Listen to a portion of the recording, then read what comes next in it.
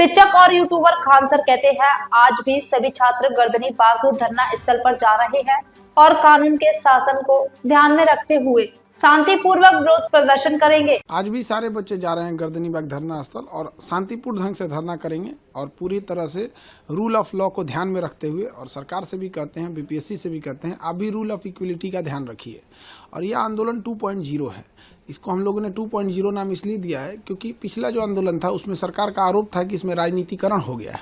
तो अब ये आंदोलन जो हम लोग कर रहे हैं ये बिल्कुल रूप से, एकदम शुद्ध रूप से छात्रों का आंदोलन है। हम शिक्षक एक अभिभावक के रूप में उनका मार्गदर्शन कर रहे हैं कि वो लॉ एंड ऑर्डर भी मेंटेन रखे, बीच में कोई आके उनके भीड़ का गलत फायदा ना उठा ले। तो 2.0 में क्या है कि कोई राजनीतिक हस्तक्षेप हम लोग होने नहीं देंगे और ये 2.0 आंदोलन री एग्जाम लेकर ही लौटेगी।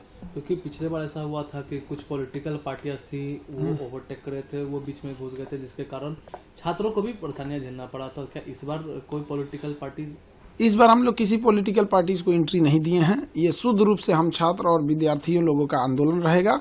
और सरकार से भी विनती करते हैं, माननीय मुख्यमंत्री नीतीश कुमार हो गए या फिर जो सेक्रेटरी सर हैं दीपक सर, इन दोनों लोग से विनम्र निवेदन करते हैं कि आप लोगों के सामने हम लोग हाथ जोड़ते हैं। बच्चों के भविष्य का सवाल है, री एग्जाम ले लीजिए। ये बहुत बड़े लेवल पे धांधली हुई है, इसकी जाँच करा लीजिए और री एग्जाम करा लीजिए। अभी हम लोग के पास नए नए सबूत बहुत ज़्यादा मात्रा में लग रहे हैं। अभी खगड़िया और भागलपुर के सेंटर पे क्वेश्चन पे टिक लगाकर वो पास ओवर कर रहे थे वो। अब जब सीसीटीवी इंचार्ज जो था उसने इसका विरोध किया तो ज्वाइंट सेक्रेटरी कुंदन कुमार कहते हैं कि इतने बड़े एग्जाम में थोड़ा बहुत ही तो होता ही है।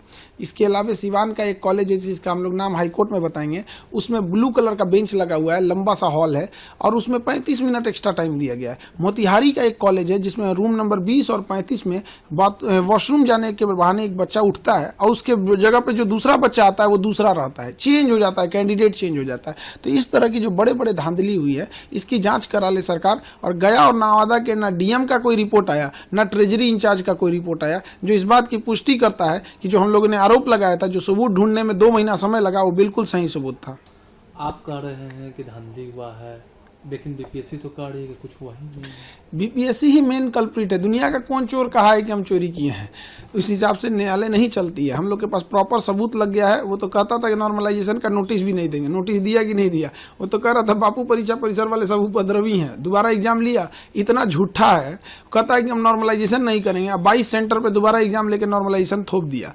इसका कोई, इसकी मिली भगत है सब कुछ। आप 13 तारीख को परीक्षा लेते हैं उसमें 6% रिजल्ट होता है और 4 जनवरी को परीक्षा लेते हैं उसमें रिजल्ट हो जाता है 19%। हम लोग पे कितना केस मुकदमा किए, कितने एफआईआर किए, वकीलों का चक्कर लगा लगा के हम लोग परेशान है, कोर्ट का चक्कर लगा लगा के।